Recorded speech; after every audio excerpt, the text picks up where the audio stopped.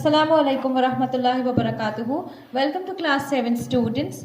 We'll be learning a new lesson in English literature, and that is a tribute to Netaji. So who is Netaji? Yes, our freedom fighter Subhash Chandra Bose is called as Netaji. So here in this lesson, we'll be learning about Subhash Chandra Bose, where he was born and how he has fought for the struggle of India. Is it? Now, in this lesson, we will be learning about the freedom struggle, how Subhash Chandra Bose developed an army, how he trained them, where he was born, where did he finish his studies, and why did people call him Netaji. We'll be learning in this lesson. So now turn to page 83. Unit 7, a tribute to Netaji. Here we have a pre-reading activity, students.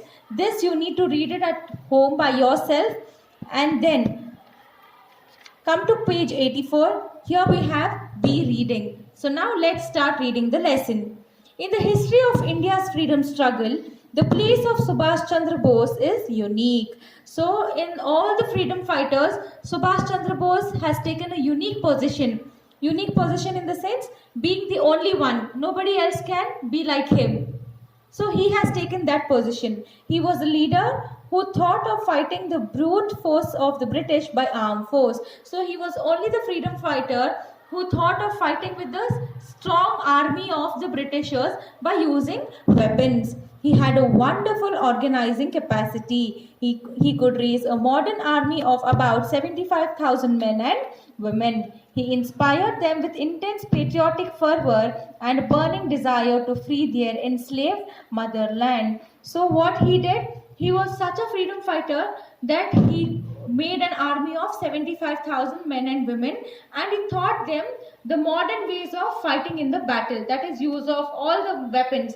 He made all the use of these weapons, and he had that patriotic spirit. He wanted to fight for the country. He wanted to free India from all these Britishers. So what he did, he built an army of 75,000 men and women, and he fought for the Indian struggle. And he wanted to free India from this enslaved motherland. This means Britishers had made all the Indians as their slaves, right? He wanted everybody to become free from all these Britishers. Hence he fought with these Britishers. And how was the British army? Yes, they were very strong. The army was strong with all the weapons. So what he did, looking at them, even he built an army. Clear? So now, Subhash Chandra Bose belonged to an educated family and prosperous family. So here we are talking about what kind of family he comes from. He belonged to a family where everybody studied, and he also belonged to a family which was rich enough. He had a very prosperous family. This means it was a very successful family, and they were rich also. He was educated in England, that is in Cambridge, and had traveled widely all over Europe. So where did he study? He completed his studies in England, and he also traveled all over Europe. He looked at India from an international perspective. So what he did, whenever he was abroad, right? So whenever he spoke about India or somebody told to him about India, he would always have a view about international thoughts, like even this country should be free from every other people, other countries. Like India was enslaved by these Britishers, right? So he wanted even India to be free from these Britishers. As he had a deeply spiritual nature, his quest for truth and the right guru had taken him to each and every corner of the country. And he was very spiritual in nature. He was very religious by nature. So what happened? His quest, his search for truth and the right guru had taken him to each and every corner of the country, which means that he was very religious and he was also very honest. So, and the right guru means the right teacher had taken him to each and every part of the country. At last, he made up his mind to follow the teaching of Swami Vivekananda and Aurobindo Ghosh in the spiritual sphere. So what he did, after he went across every part of the country, what he did, he finally decided to follow Swami Vivekananda and Aurobindo Ghosh in spiritual sphere, in the sense in religious matters he is going to follow Swami Vivekananda's teachings and Aurobindo Ghosh teachings, and Deshbandhu Chittaranjan Das in politics. And whenever it was for any political matter about any kind of parties, ruling parties, he would follow Deshbandhu Chittaranjan Das in politics.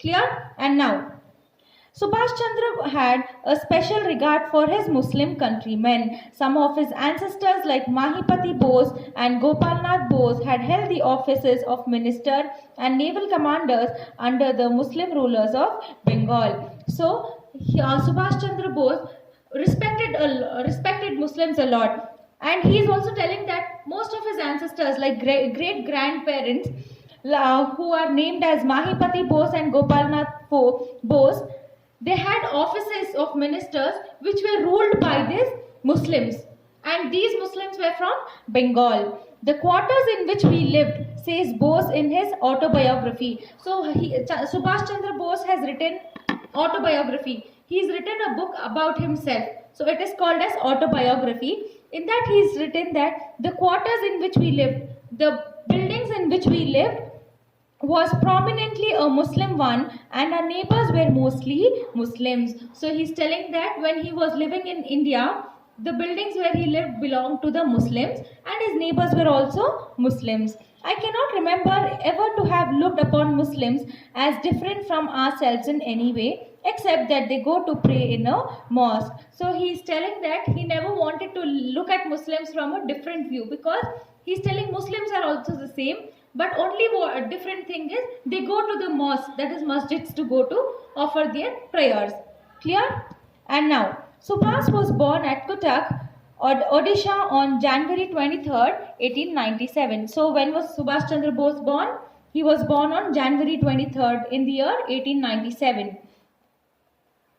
His father was Janakinath Bose, was a famous lawyer. So his father was Janakinath Bose. Bose is their surname for everybody in his family. So his father was a very famous lawyer. Bose was a brilliant student. He had a very broad-minded views on freedom and other social issues, and his hungry soul was not satisfied with textbooks alone.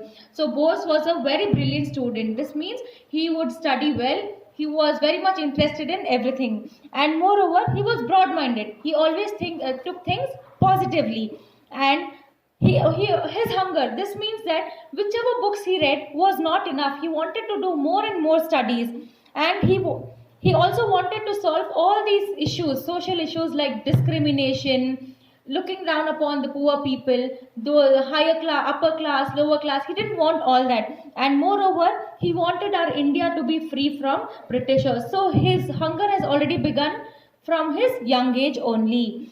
Describing his childhood, he said, In my infancy, I was brought into touch with English people, English education and English culture. So when I was small, I was brought in touch with English people, in the sense I grew with these English people, Britishers, and he also learned English education. That is, he learned English only, and he learned all the British culture.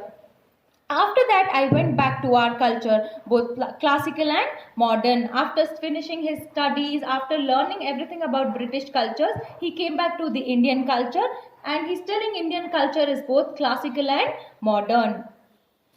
Now look into the fifth paragraph. Bose had a rebellious and independent spirit that was apparent from his earliest days. So here, rebellious in the sense he would not listen to anybody. He was a person who did not listen, and he was very unique, very different.